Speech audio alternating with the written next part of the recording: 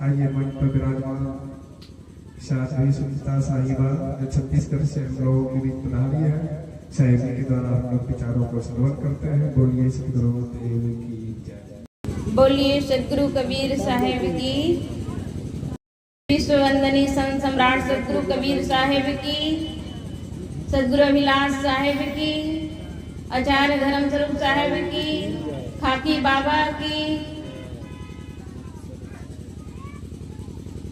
पूजनीय वंदनीय संत समाज, सत्संग प्रेम सज्जनों एवं देवियों, त्रिदिवसीय सत्संग समारोह का यह प्रथम दिवस, यह उद्घाटन सत्र है। इस भव्य सत्संग समारोह का जो व्यवस्थापक हमारे संत एवं सम्माननीय डॉक्टर कुलदीप प्रोफेसर भैया जी, समस्त ग्रामवासी इस सत्संग समारोह का भव्य आयोजन प्रत्येक वर्ष करते हैं, जिसमें इस ठंडी के मौसम में आप सब इस सत्संग का सम्मान बढ़ाते हैं कि हमारे इस मंच पर जितने भी संत महापुरुष हैं, ये जले हुए दीपक है और अपने ज्ञान से आलोकित है। और ऐसे संत महापुरुष जो बुझे हुए दीपक के समान, जो काम क्रोध लोभ मोह अहंकार से ग्रसित समस्त मानव को अपने ज्ञान से आलोकित करने संत महागुरुजन आए हैं। इनके ज्ञान से सदैव आलोकित रहें, क्योंकि एक दीपक जो जला हुआ दीपक है वह हजारों दीपक को जला सकता है। एक जला हुआ दीपक हजारों दीपक को जला सकता है, लेकिन एक बुझा हुआ दीपक न स्वयं जल सकता है, न एक दीपक को जला सकता है। ये मानव जीवन ही ज्ञान को आलोकित करके इस कर्म भूमिका से, बंधनों से मुक्ति पाने का ये रास्ता है। और यही मानव जीवन ही कर्म भूमिका है, जहाँ पर हम अपने कर्मों को सुधार करके अपने जीवन को इस भवसागर से पार करने के लिए ये अवसर मिला है। जिस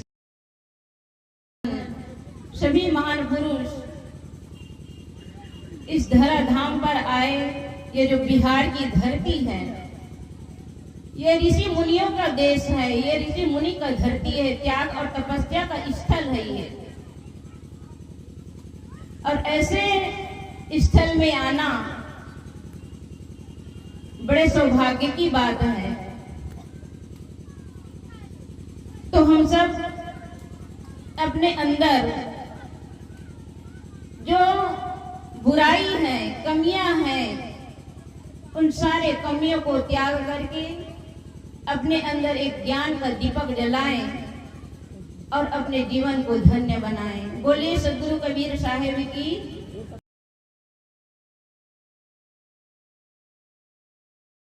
अंदर विचार करता हो मेरी माँ कहती बेटा भारत जा रहे हो, अब भारत ऋषि प्रधान हो गए, पैर देता है आगा पैर हो जाता है पीछा। सिकंदर को आभास हो गया कि अब मैं संसार में नहीं रहूंगा। पूरे मंत्रिमंडल को बुलाकर, सेनापति को बुलाकर, बड़ी गार्ड को बुलाकर कहा कि देखो जब मैं जाने लगूंगा तो दोनों हाथ रंथी के बाहर लटका देना, ताकि लोगों को ज्ञान होगा। सिकंदर जैसे बादशाह दुनिया से गया था कुछ लेकर के नहीं। इसी पर कबीर साहब ने सिकंदर पे एक टोपी कहा, इकट्ठे कर जहां के जर सभी मुल्कों के मालिक थे। और सिकंदर जब चला दुनिया से तो दोनों हाथ खाली थे। कहा जाता है, बात अतिशुक्ति कथन हो सकती है, लेकिन बात में रहस्य है। सिकंदर के पास में 40 कोठली केवल चाबिये थी। जिस आदमी के पास में 40 कोठली केवल चाबिये हो, कितने बड़े बादशाह होंगे सिकंदर, कहा जाता है उसके संबंध में। लेकिन बेचारा गया तो कुछ लेकर के नहीं। कबीर साहब कहते हैं, इसका अभ्यास करो, भीतर से यकीन करो, मैं दृष्टा हूं, संसार दृष्टा है, मैं दृष्टा हूं। ये ध्यान होता है विचार से, इसका नाम है विचार योग। ध्यान की अंतिम प्रक्रिया है, उसका नाम है साक्षी भाव। साक्षी भाव का मतलब होता है आप तीनों काल के साक्षी हैं, आप तीनों काल के दृष्टा है। आप पहले भी थे, अभी भी है, शरीर नहीं रहेगा। का मतलब ये नहीं होता है कि बेकम्मा होकर के बैठ जाए, कोनो काम धंधा नहीं, उसका नाम संतोष नहीं। काम धंधा आप कीजिए, जितना आपके पास में है उसी में संतोष, इसका नाम आर्थिक संतोष। दूसरा है चारित्रिक संतोष, चरित्र पर किसी प्रकार का धब्बा नहीं लगा। आपकी पत्नी है, काली कलूटी है, चाहे जो भी है, आप अपने पत्नी में संतुष्ट रहे। पत्नी को भी चाहिए आपका पति जैसा हो उसमें संतुष्ट रहे। चरित्र पर किसी प्रकार का धब्बा नहीं, बिल्कुल भीतर से पके हुए हो। चरित्र की ही पूजा होती है, चित्र की पूजा नहीं होती है। जितने भी महापुरुष का चरित्र आप देख रहे हैं, उसके पीछे उसका चरित्र छिपा हुआ है। चाहे महर्षि मिहि हो, कबीर हो, बुद्ध हो, महावीर हो, चाहे जो भी महापुरुष हो, उसके पीछे उसका चरित्र छिपा हुआ है। Good character is the main foundation of life. सदाचार जीवन का प्रधान स्तंभ है। इसका नाम चारित्रिक संतोष है। तीसरा है आत्मिक संतोष। आत्मिक अपने आत्मा में संतोष है।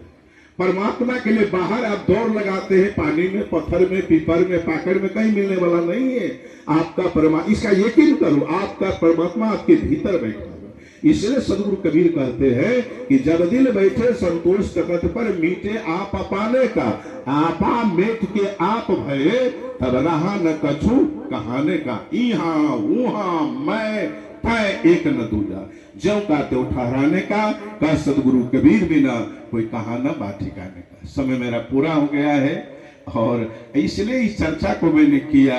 हमारे विजय साहब कहे कि साहब ध्यान पर ही चर्चा करना है। यहाँ संत मत के लोग, बहुत से लोग कहते कबीरपंथी ध्यान नहीं करता है, इसलिए सर साहब जी ध्यान पर ही चर्चा कर। मैं तो दूसरा विषय लेकर के आया था, दूसरे विषय पर बोलते, लेकिन विजय साहब जी का आग्रह हुआ, हमारे अंबिका साहब भी उसमें जोड़ने ने साहब ध्यान पर बोलना है, तो इसलिए मैंने ध्यान पर थोड़ी चर्चा आप लोग के बीच की। मैं अपने वाणी में विराम देता हूँ। धन्यवाद। कि जितने भी पुरुष वर्ग हैं वो एक साइड बैठे और माताएं एक साइड बैठे। आप लोगों ने ये नियमों को पालन किया, इसके लिए दिल से आप सबको बहुत बहुत धन्यवाद। और कहीं भी सत्संग में जाते हैं तो इस तरह से बैठना चाहिए, क्योंकि घट के अनुसार मर्यादाएं भी होनी चाहिए। बिन मर्यादा से अगर आप रोड भी चलते हैं, कभी दायां कभी बायां, तो क्या होगा। छत्तीसगढ़ से पधारे हुए परम पूजनीय भागवती साहब जी, इस मंच पर विराजमान सभी संत गुरुजन, निश्चिर विवेकी भक्त सज्जनों, भक्ति एवं शक्ति के स्रोत, माता बहनों एवं प्यारे प्यारे बच्चों, सदगुरु कबीर साहब के बीजक पर कुछ विचार है। सदगुरु कबीर साहब ने कहा है, कैसी गति संसार की, कैसी गति संसार की, जो गाडर की ठाट, एक पड़ा जो गाड़ में, सबे गाढ़ में जा। सदगुरु कबीर साहब कहते हैं कि यह संसार की गति कैसी है। संसार की गति गाडर की ठाट की तरह है, भेड़ों की झुंड की तरह है। एक प्रकार सदगुरु कबीर साहब इस रामायणी के पद के माध्यम से मानव को तमाचा मार रहे हैं। मनुष्य को अगर भेड़ बकरी का उदाहरण दे तो ये तमाचा हुआ ना। साहब कहते हैं कि भेड़ों की झुंड की तरह लोगों की मनोवृत्ति हो गई है। मनुष्य को भेड़ को उपाधि देना, क्योंकि मनुष्य तो श्रेष्ठ है, इसलिए कहा गया है, बड़े भाग्य मानुष तन पावा, सुर दुर्लभ सद ग्रंथ ही गावा। बड़े भाग्य से मानव तन मिलता है, लेकिन साहब कहते ये मानव तन को पाने वाले मनुष्य को ये भेड़ों की झुंड की तरह है। उनके जो विचार है वो भेड़ की झुंड की तरह। साहब कहते हैं कैसी गति संसार की, ज्यों गाडर की ठाट। एक पड़ा जो गाड़ में सबे गाड़ में जान। जैसे गड़ेरिया जो होता है, भेड़ों को नहलाना होता है, तो उसे इकट्ठा करने में बड़ी परेशानी होती है। तो भेड़ों को ले जाते हैं किसी तालाब के किनारे और एक भेड़ को पकड़ करके तालाब में जबरदस्ती फेंक दिया जाता है। एक भेड़ को जैसे देखते हैं तो वो जो जितने भी भेड़ है, चाहे 500 हो, 1000 भर हो, उसको उस तालाब में घुसने में देर नहीं लगता है। आप लोग भी देखे होंगे, वो कुछ ही देर में सारे भेड़ उस तालाब में घुस जाते हैं। उनको ये पता नहीं होता है कि इसमें हम घुसेंगे तो मरेंगे या बचेंगे। लेकिन वो तो अज्ञानी जीव है, उसके पास ज्ञान नहीं है। मनुष्य भी विवेक नहीं करता है, विवेकशील प्राणी होकर के भी विवेक नहीं करता है। और उस भेड़ों की तरह कहीं अगर देवी देवता प्रकट हो गया, ऐसे लोग सुनते हैं तो लोगों की भीड़ लग जाती है।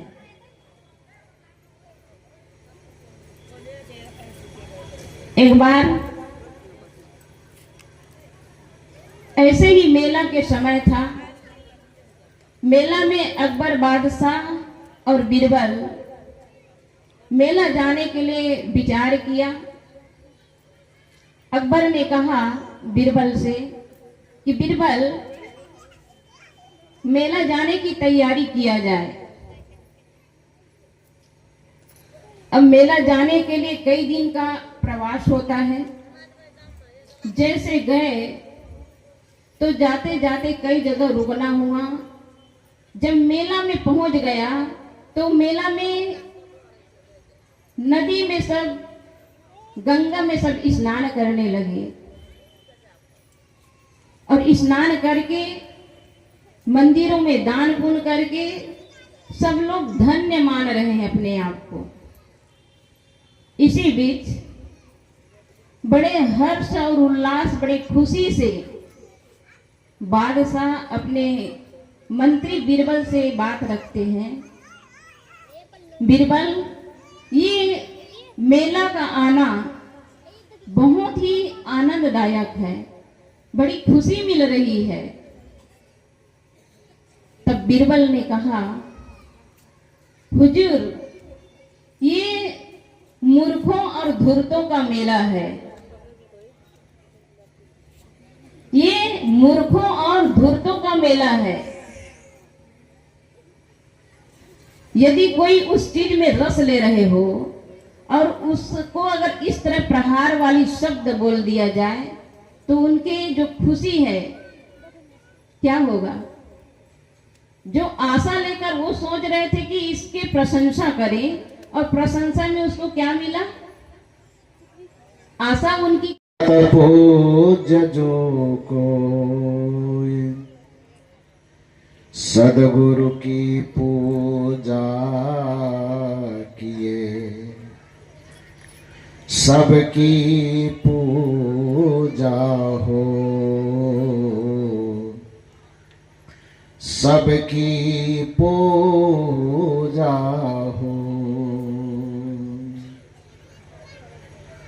मेरे व्यावहारिक एवं पारमार्थिक जीवन के प्रबल प्रेरणा स्रोत परमाराध्य परम पूज्य सद्गुरुदेव जी बिहार राज्य के पावन धरा पर स्थित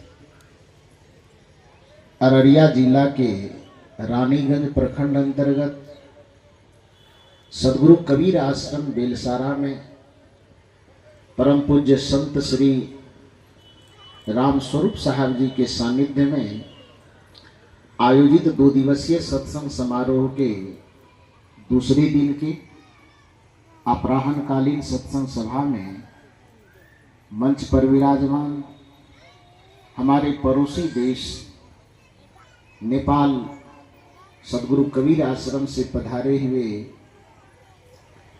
सदगुरु कबीर साहब के विचारों को जन जन तक पहुंचाने वाले परम पूज्य संत श्री उमा साहब जी, छत्तीसगढ़ से पधारी हुई अपने प्रखर विचारों को जनमानस तक पहुंचाने वाली बहन साध्वी सुचिता साहब जी, उन्हीं के साथ में आई हुई परम श्रद्धेय साध्वी श्री भागवती साहब जी एवं विभिन्न स्थानों से पधारे हुए पूज्य संत गुरुजन, इस परिवर्तन अंतिम सत्र में इस मंच के माध्यम से सभी गुरुजनों के द्वारा बड़े उत्तम विचार सुनाए जा रहे हैं। अभी यहाँ से कुछ लोग मुझसे मिलने गए, लगभग 12 साढ़े 12 बजे, और शायद आप लोगों ने ही इसी में से कुछ लोगों ने प्रश्न बना करके उस प्रतिनिधि को मेरे पास भेजा और उन लोगों ने प्रश्न किया है मुझसे कि सदगुरु कबीर साहब के परंपरा में जो भी मंच लगता है उस मंच पर व्यवहारिक बातों की चर्चा ज्यादा होती है, साधनात्मक बातों की चर्चा नहीं होती। क्या सदगुरु कबीर साहब की परंपरा में साधना की कोई पद्धति नहीं है? यदि है तो कैसा है, उसके बारे में कुछ बात रखने के लिए मुझे कहा गया है। ठीक है, बात तो मैं रखूंगा ही। आपका प्रश्न है तो स्वाभाविक है कि उत्तर तो देना पड़ेगा, लेकिन एक बात मैं आपसे निवेदन करना चाहता हूं, प्रश्न करने वाले से निवेदन पूर्वक कहना चाहता हूं कि आध्यात्मिक मंच जब भी लगता है और व्यवहारिक बातें होते होते उसमें अध्यात्म का, आत्मा का, साधना का रहस्य सब सना हुआ, कहा तो जाता ही है।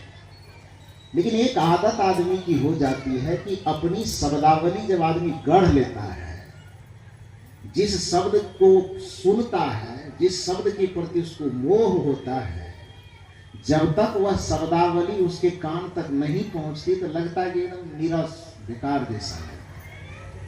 कई जगह व्यक्ति आकर के हमसे कहे, साहब आप प्रवचन इतना सुंदर करते, सुनने में तो बड़ा आनंद आता है, लेकिन भगवान की चर्चा तो आप करते ही नहीं। तो हमने उनसे निवेदन किया, वो प्रश्न करने वाले बंधु से मैं निवेदन करना चाहता कि थोड़े अपने विचार को उदार बनाएं। जब अपने विचार को आप उदार बनाएंगे तो फिर दूसरी तीसरी शब्दावलियां भी आपको साधनात्मक समझ में आए। कुछ 2-4 चीज, त्रिकुटी, भिरकुटी, मानस, जप, मानस, ध्यान, दृष्टि, साधन, नादान, अनुसंधान, ये 4-5 शब्द ऐसे समझ में आपको बैठा हुआ है कि लगता है कि इसके अलावा साधना का कोई प्रारूप नहीं हो सकता है, इसके अलावा साधना का कोई सिद्धांत नहीं हो सकता है। तो इसको थोड़ा सा आप विकसित कीजिए, दिमाग को भी और दिल को भी, तो आपको समझ में आएगी कि कबीर साहब के मंचों पर जो बातें की जाती है वो साधना से हट करके नहीं की जाती। क्योंकि सत्संग जब होगी तो साधना से हट करके सत्संग होगा कैसे, भक्ति से हट करके सत्संग होगा कैसे, ध्यान के चिंतन से हट करके कोई सत्संग हो कैसे सकेगा। तो इसलिए आपको थोड़ा फीका इसलिए लगता है, प्रश्न इसलिए करना पड़ रहा है क्योंकि बस एक शब्द को आपने पकड़ रखा है और उसके अलावा यदि दूसरा शब्द आपके दिमाग के सामने आता भी है, उस समझ में लगता है कि ये चर्चा हो ही नहीं रही। इसके पीछे कारण है, लोगों की मानसिकता क्या होती, अपना वाला चीज को ज्यादा खोजता है। एक कहानी परम पूज्य सदगुरु आचार्य श्री धर्मस्वरूप साहब जी कहा करते थे कि राम और रावण का जब युद्ध संपन्न हुआ, राम जी विजेता हुए, रावण पराजित हो गए। तो सीधी सी बात है कि सीता जी अपने राम जी के पास लौट करके आएगी। तो राम जी के पास जब लौट करके सीता जी आ गई तो थोड़ा विजय उत्सव मनाया गया वानरी सेना के द्वारा कि हम जीत गए, सीता जी आ गई। तो विजय जो एकदम उत्सव मना रहा था, ढोल नगाड़े बजा रहे थे, अबीर गुलाल उड़ा रहे थे, खुशी से झूम रहे थे सब। उसी बीच में एक दो बानर बगल में बैठ कर, ध्यान दीजिए जिस शब्द का मैं प्रयोग कर, मैं बंदर नहीं कह रहा हूं, मैं बानर कह रहा हूं। बंदर और बानर में अंतर है। बंदर वह प्राणी जो उछल कूद करके किसी का छप्पर फोड़ देता है, किसी का फसल खा लेता है, नोच पोच देता है, उसको बंदर कहा जाता है। बानर का अर्थ वह नहीं होता है जो हम लोगों ने हनुमान जी को मूर्ति बना बना करके चौराहे पे खड़ा कर दिया है। बानर का अर्थ होता है वन में रहने वाला नर, अर्थात बानर। लेकिन पता नहीं जो उस समय कलम के ठेकेदार थे, धर्म के ठेकेदार थे, उसको जंगल में रहने वाले लोगों से क्या दुश्मनी थी, आदिवासी समाज से क्या दुश्मनी थी, मूल निवासी समाज से क्या दुश्मनी थी, वो मैं नहीं बता सकता। उन लोगों ने उनके पराक्रम को, उनके बुद्धि को, उनके विवेक, उनके और ज्ञान को शायद अपने कंपटीशन में पचा नहीं पाए कि हम जो धर्म के शास्त्र के ठेकेदार बने हुए हैं, हम जो साहित्य की रचना के ठेकेदार बने हुए हैं, हमारे सामने वन में रहने वाला वनवासी, वन में रहने वाला कोई नर बुद्धि विवेक में पराक्रम लेकर के उभर जाए, शायद वह उसको बर्दाश्त नहीं हुआ होगा। इसलिए बानर को बानर न रहने दे करके उसको धीरे धीरे धीरे धीरे मिटाते मिटाते बानर से बंदर बना दिया, और हनुमान जी को बानर नहीं रहने दिया गया, बंदर बना दिया गया। राम जी के साथ में बंदरों की सेना नहीं थी, राम जी के साथ में बानरों की सेना थी। बानर और बंदर का फर्क समझ लीजिए। बंदर मतलब पशु, और बानर मतलब वन में रहने वाला नर, वन में रहने वाला आदमी। फिर सवाल यह पैदा होता है कि जब वन में रहने वाला वो, जैसे जामवंत जी को भालू बना दिया ना, जामवंत जी को भालू का शकल दे दिया। अब इतनी सी बात यदि आपके दिमाग में हो, जामवंत यदि भालू थे तो जामवंत की बेटी जामवंती से श्री कृष्ण जी की शादी कैसे हो गई? जामवंत के दामाद है ना जी श्री कृष्ण जी। वैसे पता नहीं अब उसकी कितनी पत्नी थी नहीं थी तो मुझे नहीं मालूम, लेकिन 7 पत्नी प्रमुख बताई जाती है, रुक्मणी के अलावा और 6 बताई जाती है। तो उसमें एक पत्नी उसकी जो जामवंत की पुत्री है, जामवंती उसका नाम है, उसका विवाह भी श्री कृष्ण से होता है। तो जामवंती की शादी जब श्री कृष्ण से होती है तो क्या श्री कृष्ण जी अपनी शादी भालू के खानदान में भी करता है जाकर के? ये पूछना चाहिए ना पंडितों से कि तारा उस समय की अपने आप में विश्व सुंदरी जो सुग्रीव की पत्नी थी, तो क्या उस समय के सबसे बड़ी विश्व सुंदरी की विवाह एक बंदर से जाकर के आदमी कर देगा?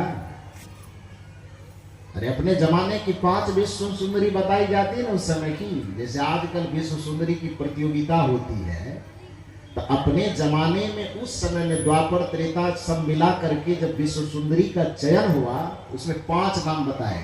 कौन कौन बताऊं आपको? मालूम है? बता दो 5 में कौन कौन? रावण की पत्नी मंदोदरी अपने आप में वो विश्व सुंदरी है। हरिश्चंद्र की पत्नी रानी सेव्या, श्री राम जी की धर्म पत्नी सीता, बाली की पत्नी तारा और गौतम ऋषि की पत्नी अहिल्या। ये 5 नाम गिनती हुआ कि नहीं? रावण की पत्नी मंदोदरी, राजा हरिश्चंद्र की पत्नी सेव्या और किसका नाम? गौतम ऋषि की पत्नी अहिल्या, बाली की पत्नी तारा और कौन छूट गए? राम जी की धर्मपत्नी सीता। ये 5 को अपने जमाने का विश्व सुंदरी कहा जाता है। और जो अपने आप में पूरे संसार में सबसे सुंदरता रखता हो, क्या उसकी शादी बाली जो बंदर था वो बंदर से शादी होगी विश्व सुंदरी की? बंदर से नहीं हो सकता। हाँ, बानर यदि कोई है तो उससे जरूर हो सकता है। हो सकता है कि नहीं? जामवंत जी भालू होंगे तो फिर वो कृष्ण जी के ससुर कैसे बनेंगे? ये तो बड़ा मुश्किल है। तो ये नहीं हो सकता। तो मैंने जो यहां पर कहा वो ध्यान दीजिए आप कि वानर की जो सेना थी उसमें उत्सव हो रहा था। तो उसमें से 2-4 वानर बगल बैठे और बगल बैठ करके उन्होंने कहा कि बड़ा गजब हो गया कि हम लोग किष्किंधा से आकर के एकदम समुद्र पार करके लड़ाई कर लिए, एक दूसरे को मार दिए, एक दूसरे से कट गए, घमासान युद्ध हुआ, विजय भी मिल गई, जीत मिली, जीत में आज उत्सव भी मना रहे हैं। लेकिन इतना सब चीज करने के बाद आज तक ये पता नहीं चला किसके लिए लड़ रहे थे, क्यों लड़ रहे थे, वो कैसी है देखने में अभी तक देखे भी नहीं है। तो हम लोग जिसके लिए लड़े हैं, किष्किंधा से एकदम इतना हजारों किलोमीटर चल करके समुद्र पार करके लंका तक पहुंच गए हैं, अपने कुछ परिजनों को गंवा दिए हैं, मर गए हैं, मार दिए हैं। तो जिसके लिए हम लोगों ने ऐसा किया, जिस सीता जी के लिए, उस सीता जी को अभी तक देखे तो है नहीं। हम लोगों का ये अधिकार होता है कि उसको देखना चाहिए, जिसके लिए हमने लड़ाई की, जिसके लिए हमने संघर्ष किया, जिसके लिए हमने मेहनत की और जीत करके आज हम लोग उत्सव मना रहे हैं, तो उसको देखने का अधिकार है कि नहीं है? तो आपस में बानर 2-4 ठो अगल बगल में बैठ करके कानाफूसी कर रहे हैं और आपस में जैसे कानाफूसी हुई तो इसकी खबर पहुंचाई गई हनुमान जी के पास। हनुमान जी ने भी कहा हाँ, ये बात तो सबकी का विचार ठीक है, जिसके लिए लड़ा है तो उसको तो देखना फर्ज बनता है, उसका देखेगा, अधिकार है उनका। यह खबर हनुमान जी के माध्यम से श्री राम जी के पास पहुंचा।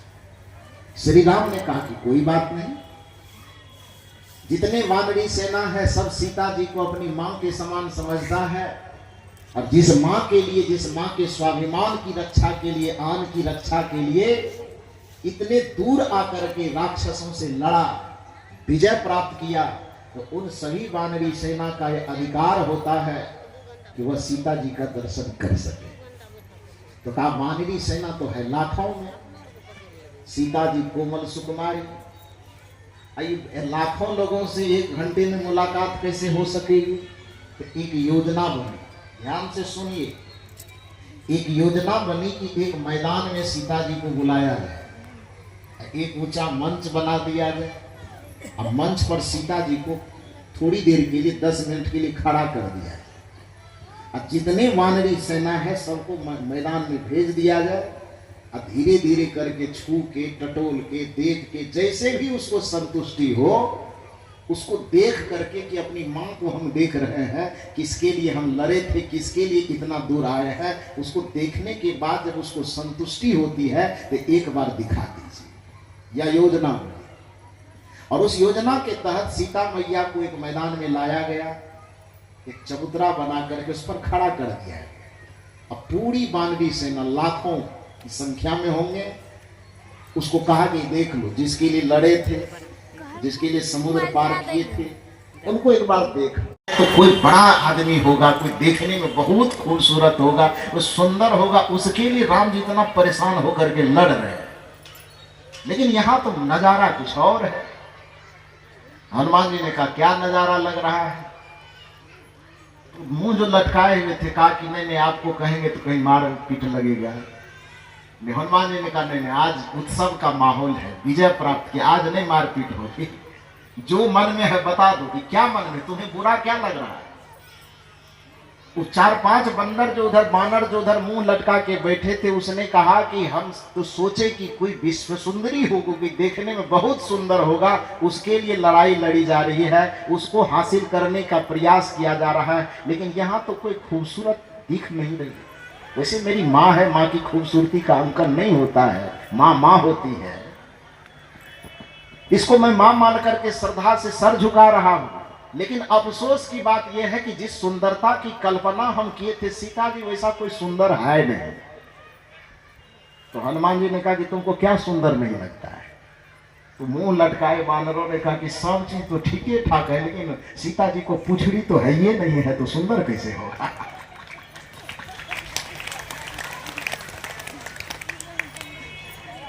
क्या कहा?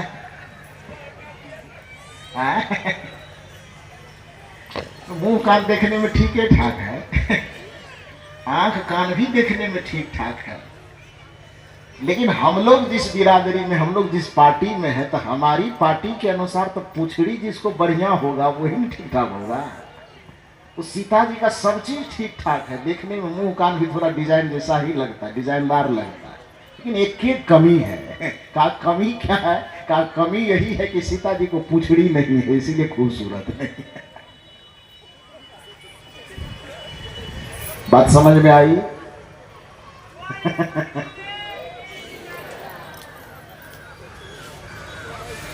जब आदमी की धारणा पहले से किसी चीज के लिए तय होती है कि ये पूछड़ी होगा तब ये हमको खूबसूरत लगेगा, अब पूछड़ी ना हो तो बाकी और चीज कितना सुंदर हो जाए सब बेकार है, तो फिर उसकी धारणा कोई संसार में बदलना मुश्किल है।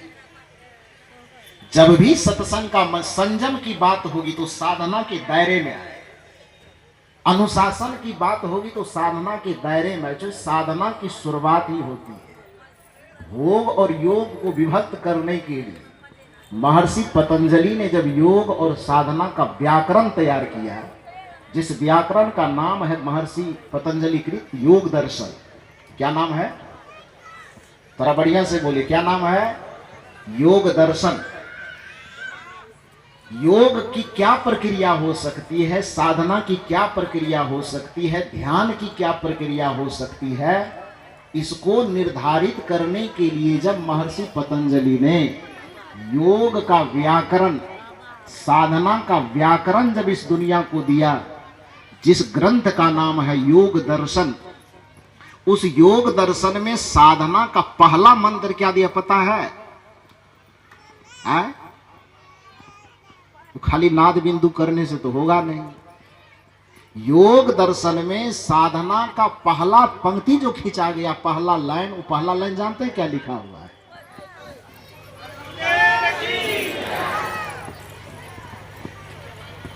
उसमें पहली पंक्ति लिखी हुई है अथ योगानुशासनम।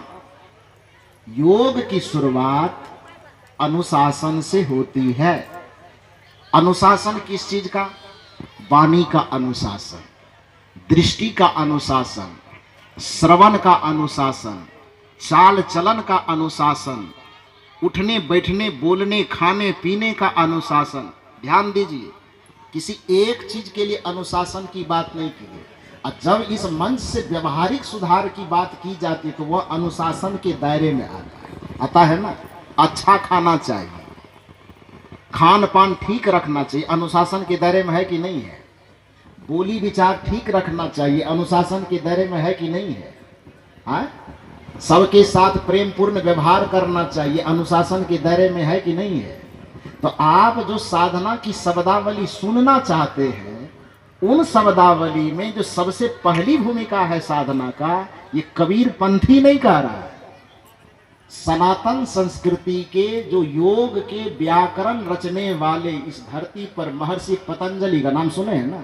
रामदेव बाबा तो फैला दिया है पतंजलि को, अब तो बच्चा बच्चा जानता है, लेकिन महर्षि पतंजलि आज के नहीं है। वो बहुत प्राचीन महापुरुष है। महर्षि पतंजलि ने जो योग दर्शन का प्रारूप, योग का संसार को सिखाया कि योग क्या है, साधना क्या है, ध्यान क्या है, भजन क्या है, समाधि कैसे प्राप्त की जाती है। अष्टांग योग में समाधि की बात आती है ना, तो अष्टांग योग में समाधि की जो बात आती है, जिस समाधि की प्राप्ति के लिए दुनिया के सभी साधक वही लक्ष्य लेकर के साधना करते, चाहे वो कबीर मत वाला करे कि संत मत वाला करे कि तीसरा करे कि चौथा करे, वो योग के जो अष्टांग मार्ग है, वो अष्टांग मार्ग क्या है गिनिए पहले। यम, नियम, आसन, प्राणायाम, प्रत्याहार, धारणा, ध्यान, समाधि। कितना पूरा? 8 पूरा। यम, नियम, आसन, प्राणायाम, प्रत्याहार, धारणा, ध्यान, समाधि। ध्यान का नंबर कितना नंबर पे आया? हाँ, 7 नंबर पर जब ध्यान का आया तो इधर 6 का वर्णन कौन करेगा? मेरा नाना। हाँ, आपका नहीं कहे, नहीं तो आपको बुरा लग जाए, इसलिए अपने वाला कह दी। 6 का जो ध्यान का नंबर कितने नंबर पर आया? गिनती कीजिए। अरे जब एडमिशन लेने जाइएगा विद्यालय में तो पहले 1 क्लास में एडमिशन लीजिएगा कि 7वां में लीजिएगा? हाँ, अरे थोड़ा जोर से बोलो, बढ़िया से, इधर वाले बोलो। डायरेक्ट 8वां में, 1 में लोगे ना। जब आप सत्संग में आते हो, जब आप ध्यान के विद्यालय में आते हो, जब आप साधना के विद्यालय में आते हो, तो पहले चीज पर आप डायरेक्ट वही शब्दावली तक क्यों पहुंचना चाहते हो?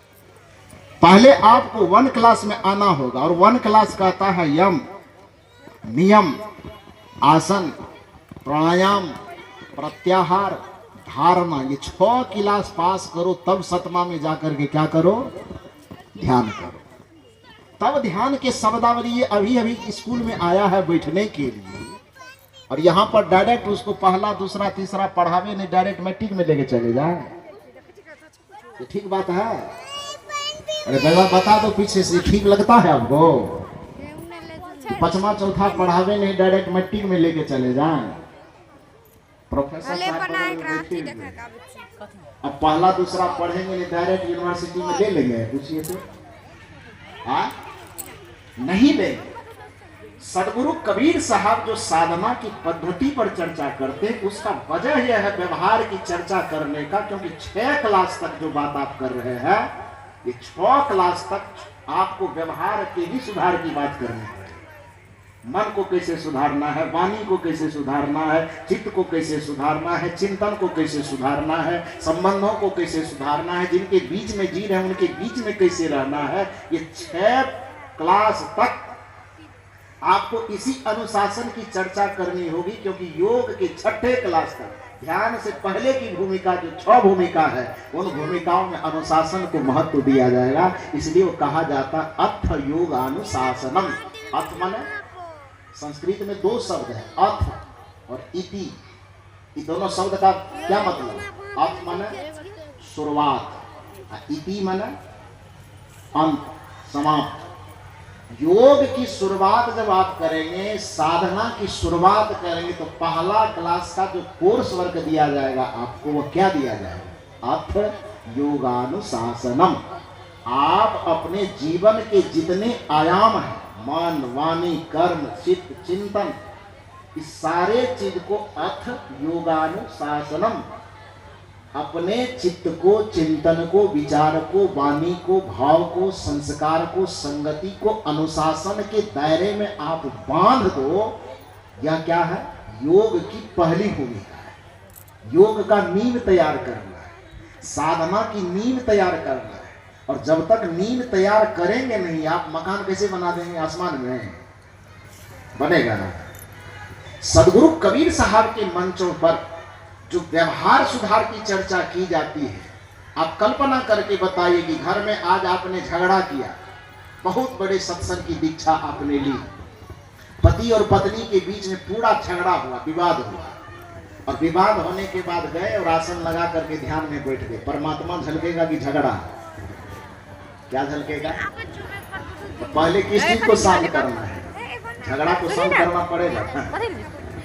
बिना झगड़ा शांत के आंख बंद करके बैठे में ध्यान लगेगा। चित्त एकाग्र कैसे हो?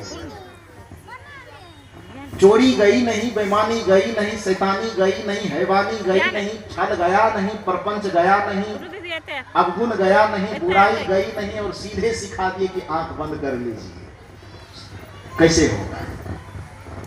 वो बुराई आपके आंख को बंद रहने देगा? और आंख बंद रहेगा भी तो उस मन को शांत कैसे हो देते? वो नहीं है। जो आप करते हैं वही चीज इसमें भी होगा। इसमें क्या है?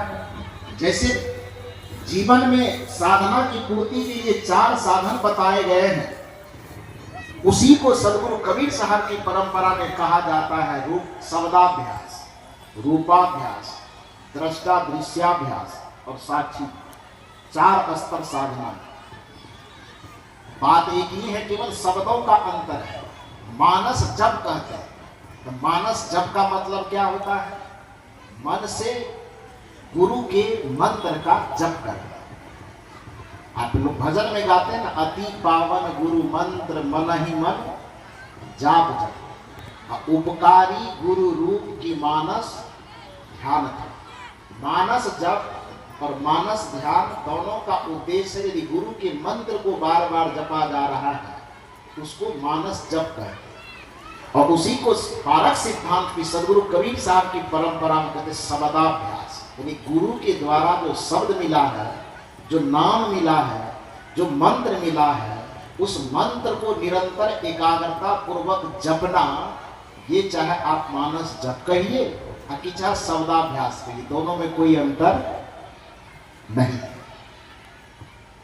दूसरा स्टेज आता है रूपाभ्यास। तो आपने उसका नाम रख दिया मानस ध्यान, यानी गुरु का मन ही मन ध्यान करना। और यहाँ पर रूपाभ्यास कहा जा रहा है, रूप का ध्यान। रूप किसका? तो गुरु मूर्ति गति चंद्रमा, सेवक नयन चकोर, पलक पलक निरखत रहो गुरु मूर्ति की ओर। तो बात अलग अलग है कि बराबर हो? बात अलग अलग झलक रही कि बराबर झलक रही है? कोई नहीं बोलता है, सब मुझ पर गुस्सा गए। अब गुस्सा जाओगे तो हनुमान जी से मांग करके सबको एक ठो पूछड़ी लगा देंगे। अब सीता जी को लगाने के लिए नहीं छोड़ रहे थे वो लोग, तो हम क्यों छोड़ते? तो इसलिए हम जो पूछते हैं थोड़ा जवाब दो। तो इसमें आप यह बताइए कि मानस ध्यान का मतलब गुरु के रूप का ध्यान करना, मानस जप का मतलब गुरु के दिए मंत्रों का निरंतर जप करना। अब जो शब्दाभ्यास, यहाँ पारक सिद्धांत में कबीर साहब की परंपरा में शब्दाभ्यास यानी गुरु के द्वारा दीक्षा के वक्त जो शब्द प्राप्त हुआ है उसका निरंतर अभ्यास करना। ये अलग अलग है कि एक है? थोड़ा जोर से बोलो। कोई नहीं बोल रहा, मुंह में लड्डू है। एक है। और मानस ध्यान का मतलब गुरु के स्वरूप का ध्यान, जिसके बारे में हमारी सनातन संस्कृति कहती है कि ध्यान मूलम गुरु मूर्ति, पूजा मूलम गुरुर पदम, मंत्र मूलम गुरुर वाक्यम, मोक्ष मूलम गुरु कृपा। उसी को सदगुरु कबीर साहब की परंपरा में कहा जाता है गुरु मूर्ति गति चंद्रमा। गुरु के मूर्ति को चंद्रमा की तरह शीतल मान करके, सेवक नयन चकोर, अपने चित्त को, अपने मन को एकाग्र करके चकोर की भांति उस गुरु के रूप को, गुरु के स्वरूप को एकटक निहारते हो। ये मानस ध्यान हुआ कि नहीं हुआ? गुरु मूर्ति गति चंद्रमा, सेवक नयन चकोर, पलक पलक निरखत रहो, एकटक निहारते रहे। तब सुखमनिया में मूरी नजर लग जाएगा। शब्दावली चाहे अलग अलग हो, उससे कोई मतलब नहीं है, लेकिन करना तो वही है। लेकिन इतना ही अंतर है कि आपके विद्यालय में एडमिशन लेने जाता है तो आप डायरेक्ट मैट्रिक में एडमिशन लेना चाहते हैं, और सदगुरु कबीर साहब कहते नहीं भाई, बिना पहला दूसरा तीसरा चौथा पांचवा छठा पढ़ाए हम मैट्रिक में एडमिशन लेने वाले नहीं है। इतना ही आप में और हमें अंतर है। हम यही बात करना है।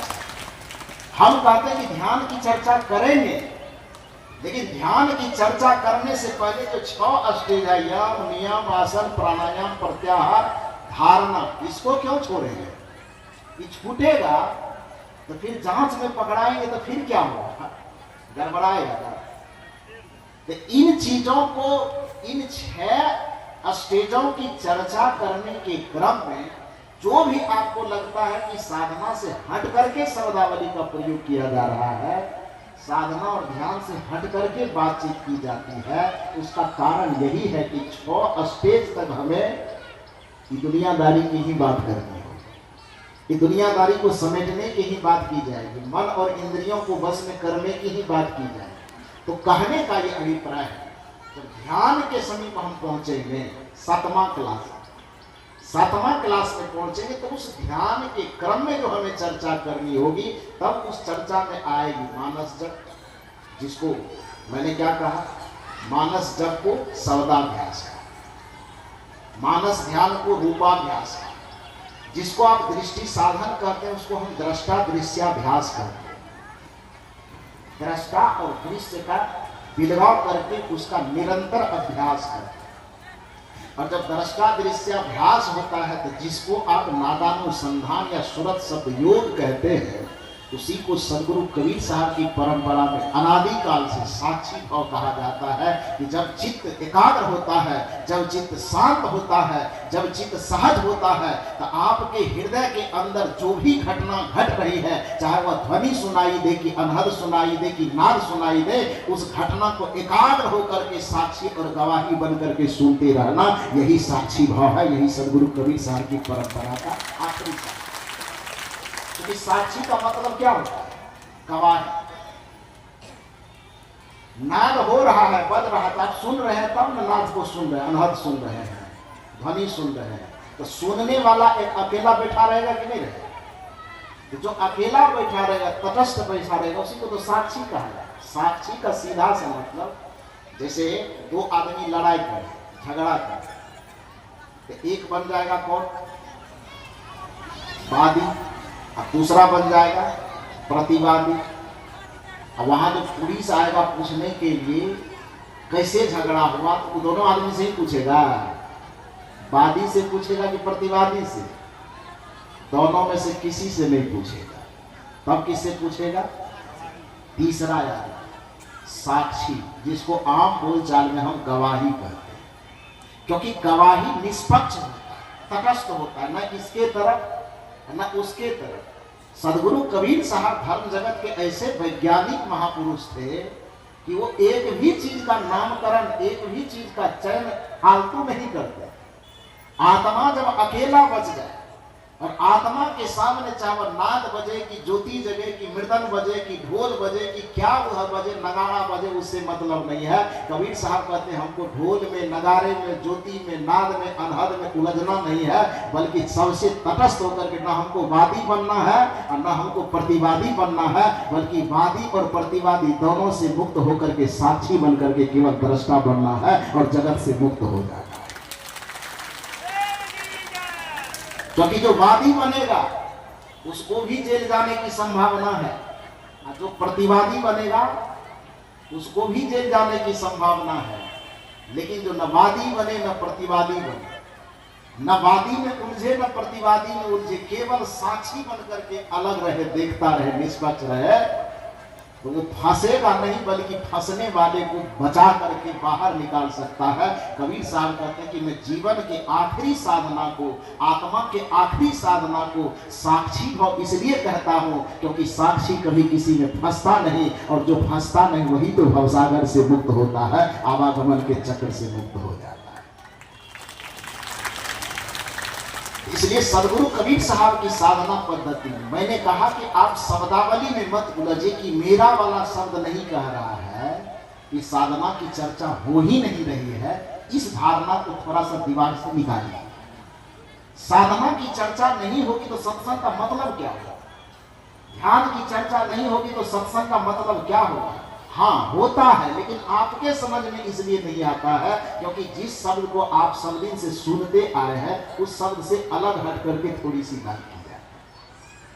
लेकिन ये तो स्वभाव है कि अलग अलग जगह पर अलग चीज का नाम बदलेगा कि नहीं बदलेगा?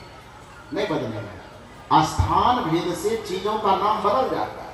जैसे पीने के लिए आप पानी का प्रयोग करेंगे ना, और शिव जी पर चढ़ाने के लिए जाएंगे तब क्या कहेंगे, क्या बोलेंगे?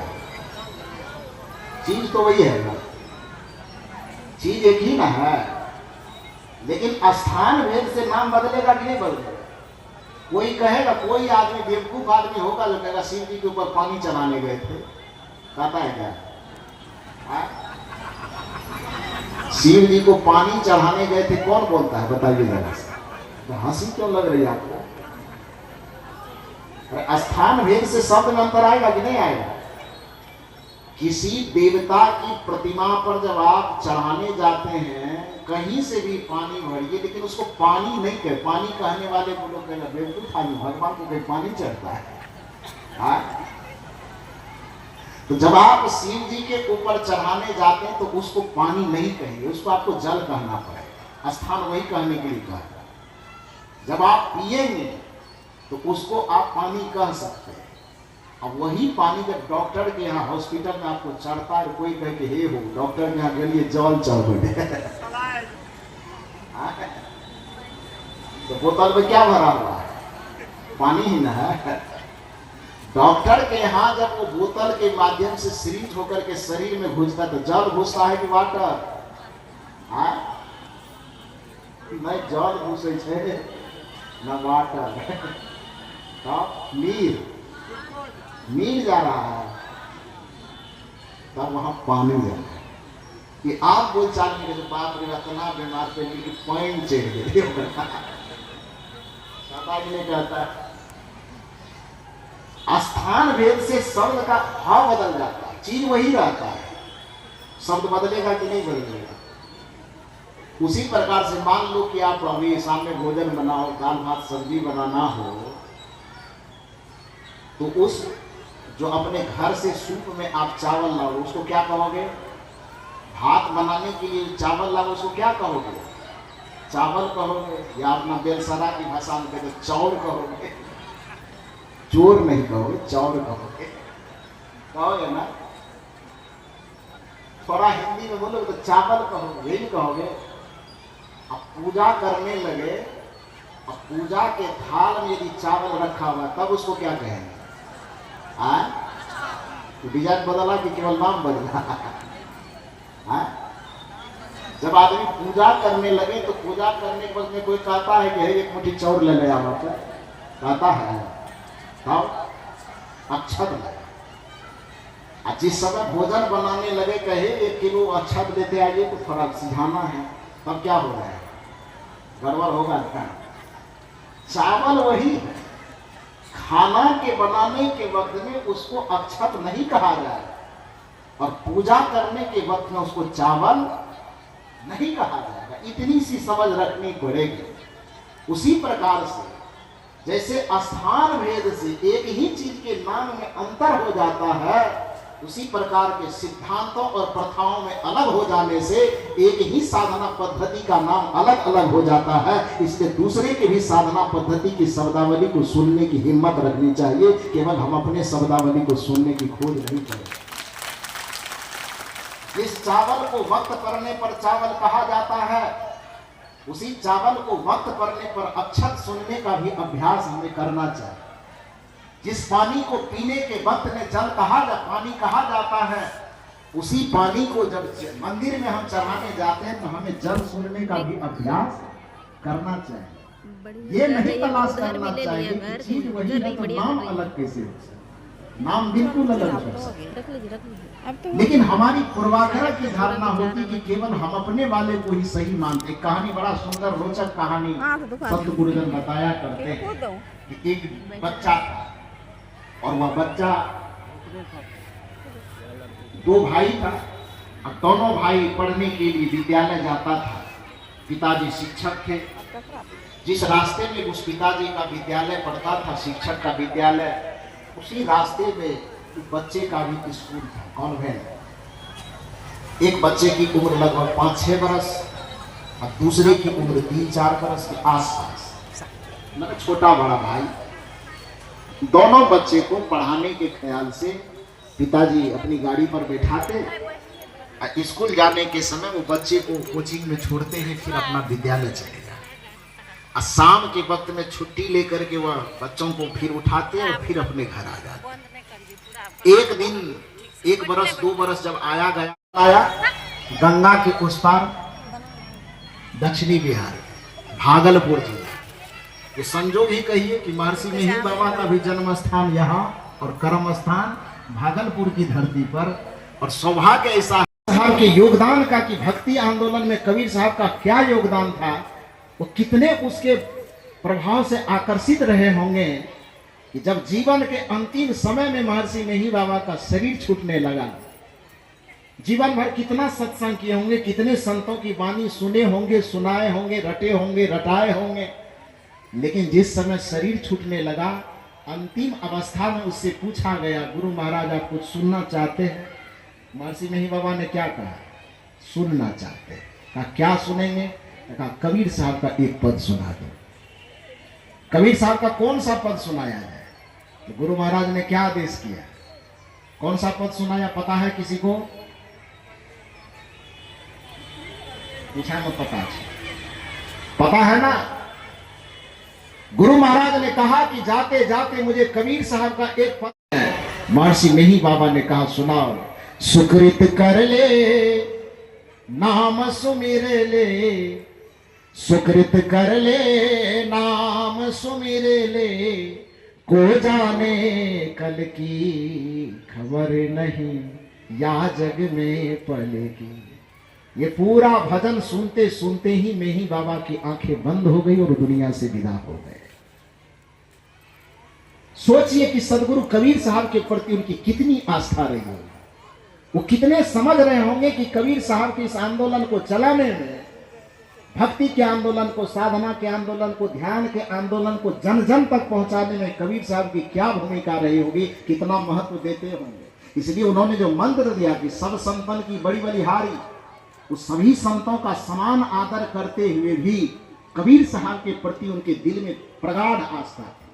और उस आस्था के कारण एक बार पूछा उनसे, किसी भक्त ने प्रश्न किया होगा, जैसे आज आप हमसे प्रश्न के उसी का जवाब दे रहे हैं आपको, तो ऐसे ही सत्संग मंच पर जाने से पहले गुरु महाराज से कोई प्रश्न किया होगा कि आप सभी संतों का आदर सम्मान करते हैं, सब संतन की बड़ी बलिहारी गाते हैं, लेकिन आपके प्रवचन में, विचार में, लिखने में, चाहे सत्संग योग लिखे, चाहे कोई पुस्तक लिखे, उन प्रवचनों में, लिखने में कबीर साहब के वाणी का उदाहरण आप ज्यादा देते हैं। जब सब संत आपके लिए बराबर है तो फिर कबीर साहब को इतना महत्व क्यों देते हैं? ये सवाल किया गया किससे? महर्षि मेही बाबा से। अब आप ये पूछिए हमसे कि सवाल हो रहा था तो आप कहां से कान लगा करके सुन रहे थे? तो प्रश्न करेंगे तो हम सुन नहीं रहे थे। अभी पिछले साल जब अखिल भारतीय हुआ वहां नवगछिया में, उस सुन सुन करके लिखते थे, गुरु महाराज प्रवचन करते थे, तो उसी महर्षि मेही सत्संग सुधा सागर में जब वो हमको मिला और हम उसको पढ़ना शुरू किए, तो पढ़ते पढ़ते पढ़ते पढ़ते एक पेज पर एक लेख है, लेख कहिए कि प्रवचन कहिए उसको, गुरु महाराज का प्रवचन है सूर संग्राम से भागे नहीं। कौन सा प्रवचन है? पुस्तक का नाम ध्यान रखिए, महर्षि मेही सत्संग सुधा सागर। प्रवचन उसमें क्या है, प्रवचन का नाम रखिए, सूर संग्राम से भागे नाही। जब उस प्रवचन को पढ़ते पढ़ते प्रवचन तक पहुंचे तो उसमें जो मैं बता रहा हूं ये लिखा हुआ है। क्या लिखा है कि गुरु महाराज से पूछा गया कि सब संतन की बड़ी बलिहारी करते हुए भी कबीर साहब को इतना ज्यादा आदर आप क्यों देते हैं, इतना सम्मान, इतना महत्व क्यों देते हैं? तो गुरु महाराज ने उसका उत्तर देते हुए प्रवचन में बताया, जो लिखा हुआ है किस पुस्तक में? महर्षि मेही सत्संग सुधा सागर में। क्या कहा उन्होंने? जवाब क्या दिया? जवाब देते हुए लोगों से कहा, ए लोगों ये बताओ, तुमने जप करने वाला माला देखा है? आप लोग देखे हैं जप करने वाला माला? कहाँ देखे हैं? कहा उस जप करने वाला माला में कितना दाना होता है? कितना दाना होता है इधर बताओ? 108। बोलो ना थोड़ा सा आप लोग। 108। 108 होता है। उस 108 दाना में किस माला का, किस दाना का महत्व ज्यादा होता है और किस दाना का महत्व कम होता है? किसी का नहीं, सब बराबर होता है ना। लेकिन उस 108 दाना में सबका महत्व बराबर होने के बावजूद भी एक दाना उसमें ऐसा होता है जिसका महत्व पूरे माला में सबसे ज्यादा होता है। वो दाना कौन सा है? उसको या तो सुमेरु दाना कहता है या उसको सुमरणी दाना कहा जाता है ना। सुमेरु अथवा सुमरणी दाना उसको क्यों कहा जाता है? क्योंकि माला में 108 दाने तो लगे होते हैं, लेकिन जब शुरुआत होती है तो उसी सुमेरु दाना से शुरू होती, गिनती वहीं से होती है। और धीरे धीरे घूमते घूमते घूमते घूमते जब खत्म कहाँ होता है? थोड़ा बोल दीजिए ना बढ़िया से, वही कहाँ खत्म होता है? सुमेरु दाना। उसी सुमेरु दाना के पास। महर्षि में ही बाबा उत्तर दे रहे हैं कि जैसे जप करने वाले माला में 108 दाना होता है, सभी दाना अपने अपने आप में महत्वपूर्ण स्थान रखता है, सबका महत्व बराबर है, न किसी का कम न किसी का ज्यादा।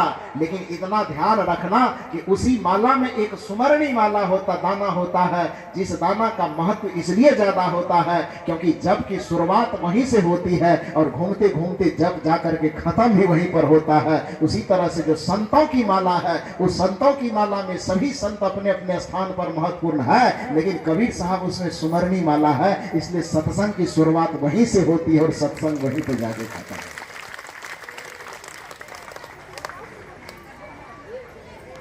ये आदर क्यों?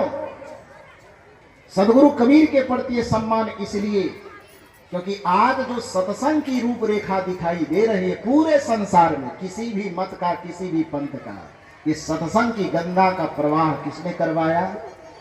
कबीर साहब ने। ये ध्यान की जो सिलसिला आप देख रहे हैं, किसी भी मत में, किसी भी पंथ में, किसी भी संप्रदाय में, इसका प्रचलन किसने करवाया? कभी ऐसा मैं नहीं कह रहा कि पहले नहीं होता था, होता था, लेकिन सीमित मात्रा में, थोड़ी मात्रा में, कुछ एक लोगों के पास।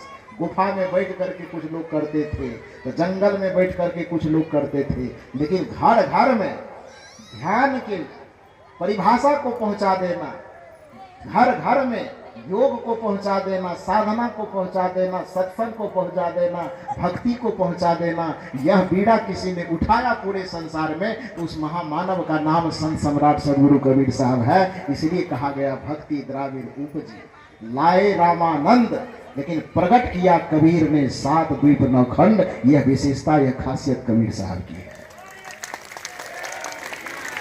तो इसलिए यह धारणा मत बनाई कि धौ कबीर पंथी सब तो खाली एनहे वनहे के बात करे छे, एनहे वनहे के बात नहीं करे छे। 6 स्टेज तक इधर उधर की ही बात करनी है कि वाणी को सुधारो, सास पतहु ठीक से रहो, पति पत्नी ठीक से रहो। क्योंकि जिस संबंधों के बीच में आप और हम जी रहे हैं, यदि उन संबंधों में खटपट बना रहा तो ध्यान लगने का कोई सवाल पैदा नहीं होता है। चाहे आप कितनों दुनिया को ढिंडोरा पीट लीजिए, हम 3 घंटा एकदम एक आसन में बैठ जाते हैं। 3 घंटा बैठे रहिए कि 33 घंटा बैठे रहिए, शरीर न बैठा रहेगा, मन बैठा रहेगा। शरीर को हो चुके हैं, इसलिए वो झूठ नहीं बोल पाओगे। तन को 33 घंटे बैठाया जा सकता है, लेकिन मन के सामने यदि उलझन है, द्वंद है, झगड़ा है, विवाद है, परेशानी है, तो मन को 3 सेकंड भी स्थिर से बैठाया नहीं जा सकता। और ध्यान की प्रक्रिया तन को बैठाने से चालू नहीं होती है, ध्यान की प्रक्रिया मन को स्थिर करने से होती है, मन को बैठाने से होती है। इसलिए कबीर साहब कहते कि मन तुम्हारा स्थिर हो सके, इसके लिए सबसे पहला काम क्या करो। कबीर साहब ने साधना का जो प्रारूप बताया, उसमें उन्होंने कहा है कि तन स्थिर। पहला चीज क्या? तन स्थिर। और दूसरा चीज क्या? मन स्थिर। तीसरा चीज क्या? सूरत स्थिर, वचन स्थिर। और चौथा चीज क्या? सूरत स्थिर। 5वां चीज क्या? निरत स्थिर। और आप इकट्ठे कहते हैं 5वीं क्लास की चर्चा कीजिए। कबीर साहब कहते हैं हमारा दिमाग खराब नहीं हुआ है, हम शुरुआत से करेंगे। तन स्थिर, मन निरत स्थिर होए, और जब ये पांचों स्थिर हो गया तब कबीर साहब गारंटी पर मोहर सर्टिफिकेट मार के देते हैं।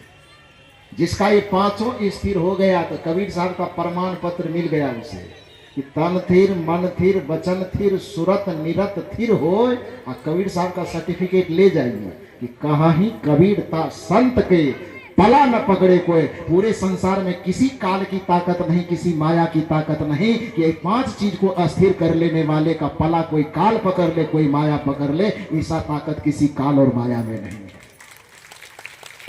ये कबीर साहब कहते हैं। लेकिन ये पांचों चीज को समझो, डायरेक्ट उछल करके इस डाल से उस पार मत चले जाओ। सबसे पहला चीज तन को स्थिर करो, और तन को स्थिर करने के लिए आपको छोटी छोटी जो गलतियां हैं, गाली देने की आदत, निंदा करने की आदत, चुगली करने की आदत, एक दूसरे को नीचा दिखाने की आदत, छल करने की आदत, कपट करने की आदत, प्रपंच करने की आदत, पानी में दूध मिलाने का, दूध में पानी मिलाने की आदत, जब धनिया बेच रहे हैं तो उसमें एकदम मिट्टी मिलाने की आदत, ये सब छोड़ना होगा। यदि यह नहीं छोड़ोगे तो तन और तन की इंद्रियां इस रास्ता निकाले कि कोई मुंह नहीं लटकावे। इसलिए सदगुरु देव, सदगुरु महाराज कहो तो ठीक, नहीं कहो तो बीच में सदगुरु भगवान की। इसमें किसी का मुंह बिरनी खोता की तरह नहीं लटकना चाहिए, नहीं लटकेगा। बोलिए सदगुरुदेव की, श्री सदगुरु महाराज की, सदगुरु भगवान की।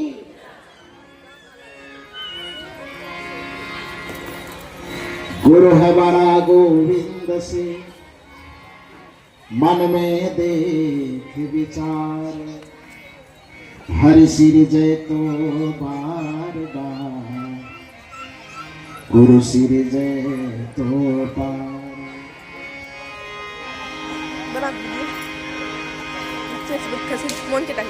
गुरु की महिमा अनंत है,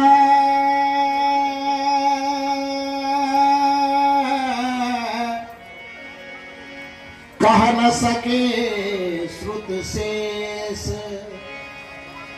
जिनके कृपा कटाक्ष से रंग हो नरेश। आइए एक पद श्रवण।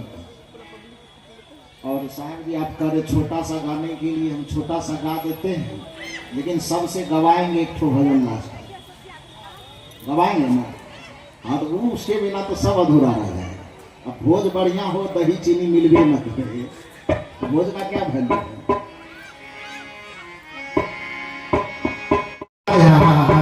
तू रखना गुरुदेव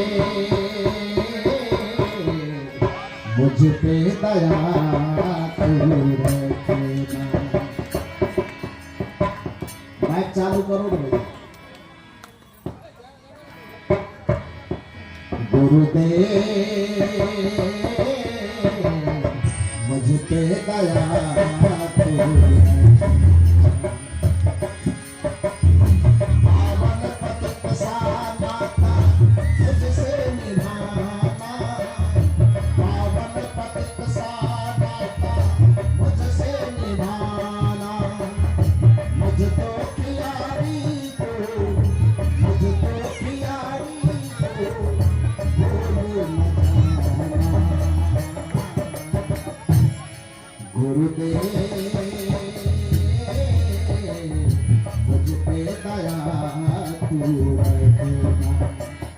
कुणाल की आवाज को कम करो, मेरा आवाज बढ़ाओ। गुरुदेव मुझ पे दया तू रखना। पहली कड़ी कहानी नदिया तेरे किनारा, शीघ्र ही आके गुरुवर देवो सहारा।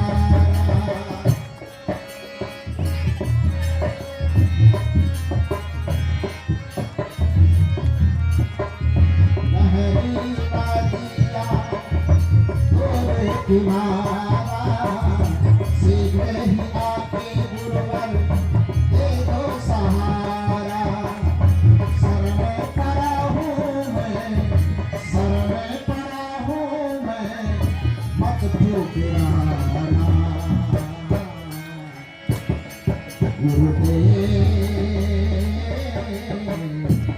पे दया तू रखना।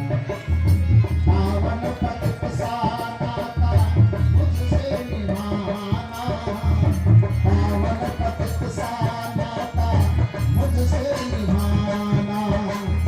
मुझको खिलाई तो खिलाई, मुझको खिलाई तो भूले न जाना।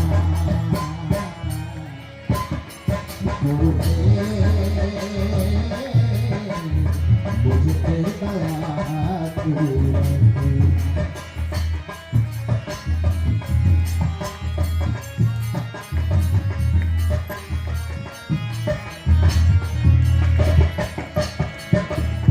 पीछे भंवर में मैया आके फंसी है, सीधे ही आओ गुरुवर अर्जी आपसे है।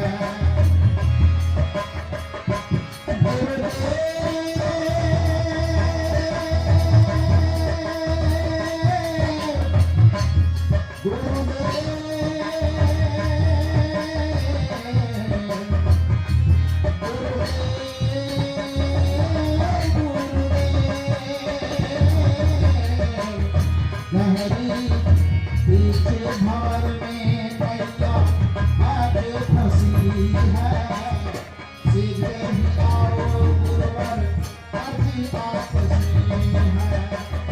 पीछे भंवर में मुझे, पीछे भंवर में मुझे मत छोड़ जाना।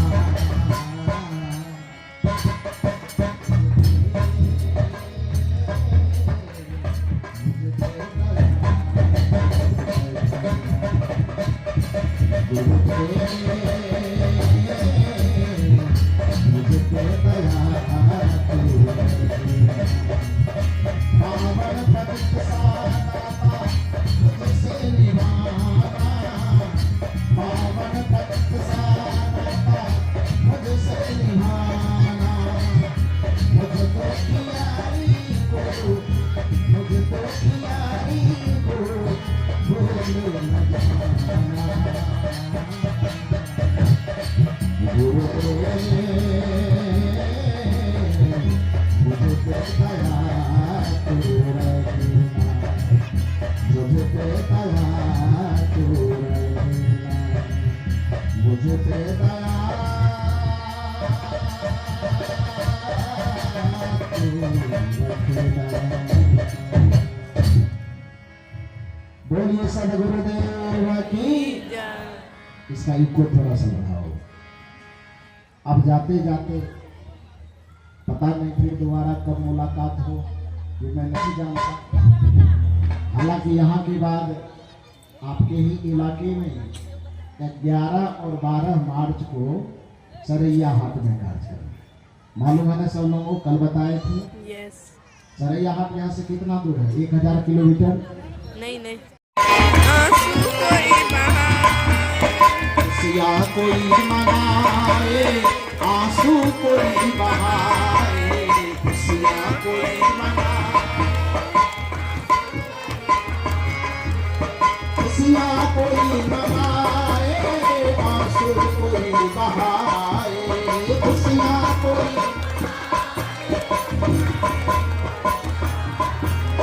कर्मों के मुताबिक अंजाम हो रहा है, कर्मों के मुताबिक अंजाम हो रहा है। गुरुवर तेरी कृपा से सब काम हो रहा है, गुरुवर तेरी कृपा से सब काम हो रहा है। तेरे नाम को जो गुरुवर बदनाम करने आए, तेरे नाम को जो गुरुवर, तेरे नाम को जो गुरुवर बदनाम करने आए, तेरे नाम को जो गुरुवर, तेरे नाम को जो गुरुवर बदनाम करने आए, तेरे नाम को जो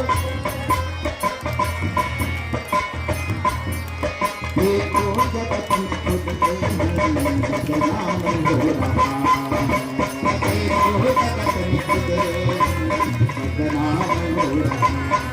से बजा हाथ उठा के देखो जगत में खुद ही बदनाम हो रहा है, देखो जगत में खुद गुरुवर तेरी कृपा से सब काम हो रहा है, गुरुवर तेरी कृपा से सब आप कर रहे हैं, मेरा नाम हो रहा है, सब आप कर रहे हैं। पानी कम नहीं होना चाहिए, हाथ उठा के जाओ। सात द्वीप नवखंड में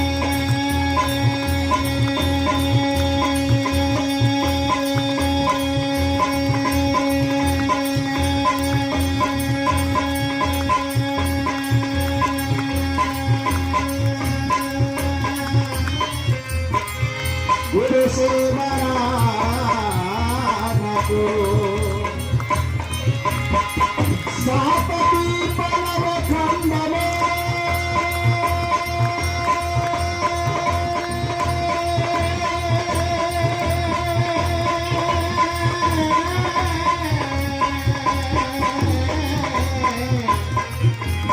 गुरु से मराना को करता करे जो कर न सके, गुरु करे शुरू हो, गुरुवर तेरी कृपा से सब काम हो रहा है, गुरुवर तेरी कृपा से